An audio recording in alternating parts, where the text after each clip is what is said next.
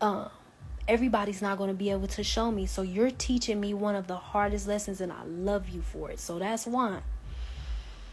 Acceptance, love and acceptance of these entities. And then you say, however, understand that I'm on this and you're not welcome here doing that. I love you and I appreciate you and I'm glad you exist. And I understand that every so often we may run into each other. But when I run into you, I'm going to run up into you with this same energy. I'm going to keep the same energy. When I say I do not have, I'm not going to tolerate you here, it's going to be that same energy. I'm not going to tolerate the disrespect. I'm not going to tolerate the passive aggressiveness. I'm not going to tolerate you not being in control. I'm not going to tolerate your envy. I'm not going to tolerate your laziness. I'm not going to tolerate your greed.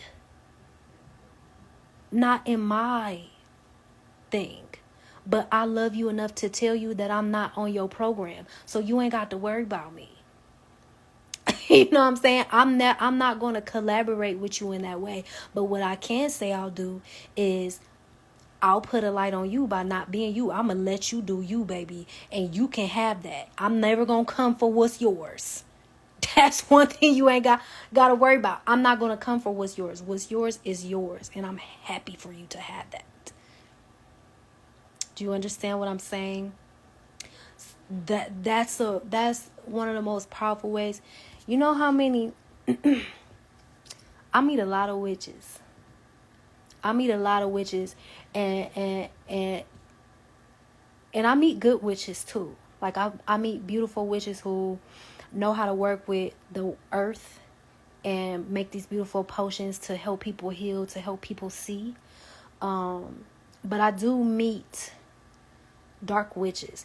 And one thing about dark witches, y'all, is that I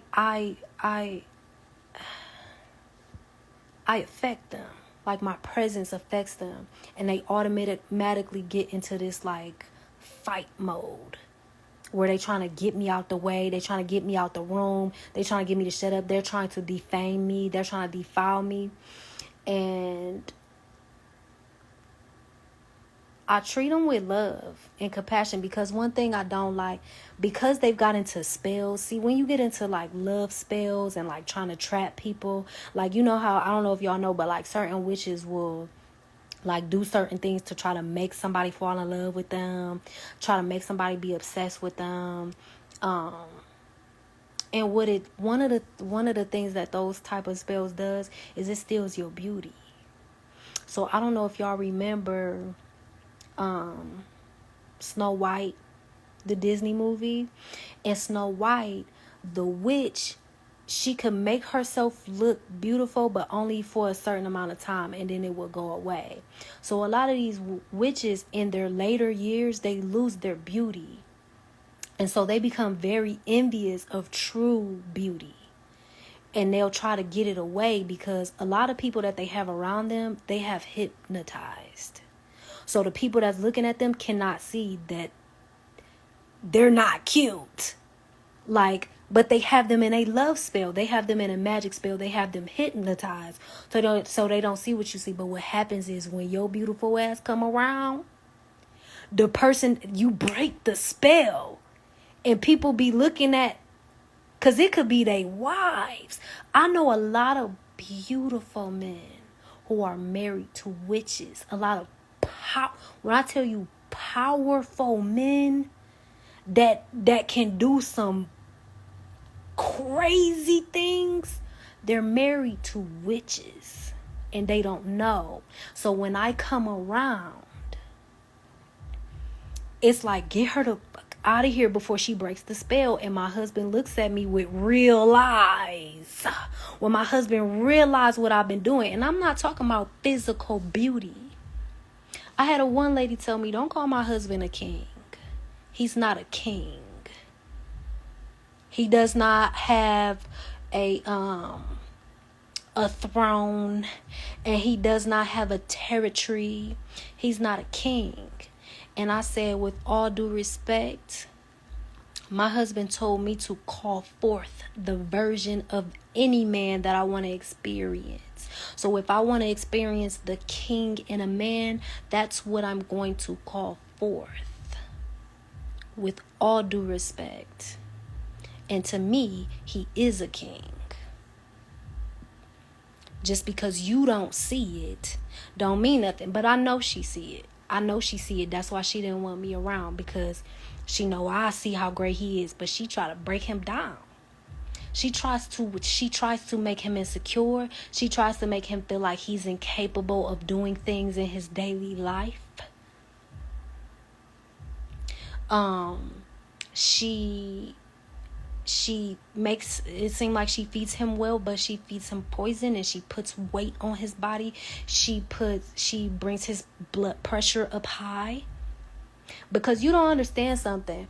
When you sleep beside a person and that person hasn't been doing good deeds, even if you don't know what that person's been doing, that weight and that energy is going to lay on top of you at night. And it's going to sit on your arteries, and it's going to put pressure on your body.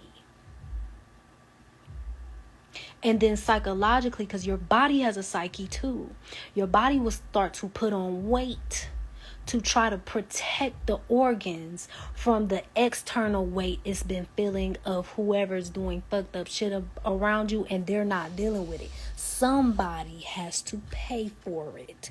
When there is debt on people, when they bring it around you, the weight of that debt, you're going to carry it. So that's why you have to be very careful of who you share space with. You got to check at the door. You can hang around with them for a short amount of time. But if you're going to be spending an extended amount of time with somebody, you need to know that history. You need to know what they've been doing in them streets. You need to know that business, because their debt will become yours. And just like parasites, they will lean on you to pay it. I ain't lying. And you will get fat. You will get tired. And you will be telling yourself, I'm so lazy, I'm so lazy, I'm so lazy. You're not lazy, you're exhausted. From a debt that's not even your own. This is real shit. This is real shit. It's Sunday too, ain't it? Is it Sunday yet? No, we got a couple hours. But look, early Sunday, okay? Pre-Sunday, pre-church. Pre-church, y'all.